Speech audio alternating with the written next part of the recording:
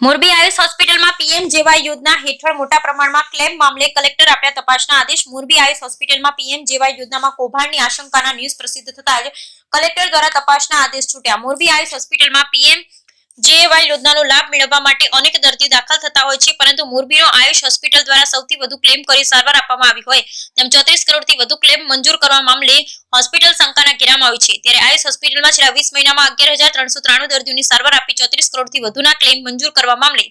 media દ્વારા અહેવાલ પ્રસિદ્ધ કરાતા મીડિયા કર્મીઓ આ અંગે કવરેજ માટે આયુષ હોસ્પિટલ પહોંચતા હોસ્પિટલ સ્ટાફ વિફર્યો હતો અને મીડિયા સાથે ગેરવર્તણૂક કરી હતી, જેથી કૌભાંડ અંગેની આશંકાએ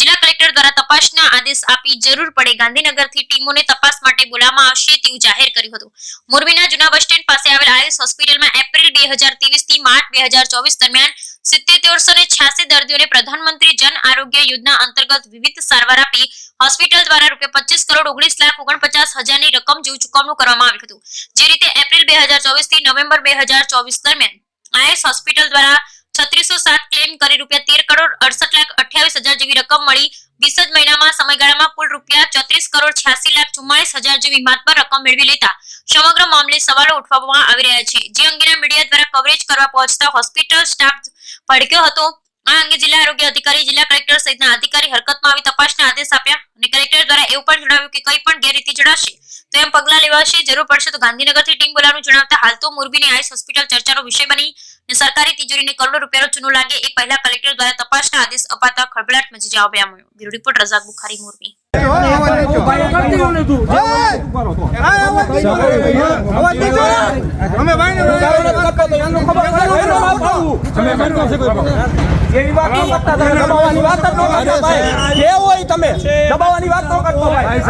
દાદાગીરી પર ઉતરી આવ્યા છે અને જે અત્યારે મીડિયા સાથે ગેરવર્તણૂક એના જે અધિકારીઓ છે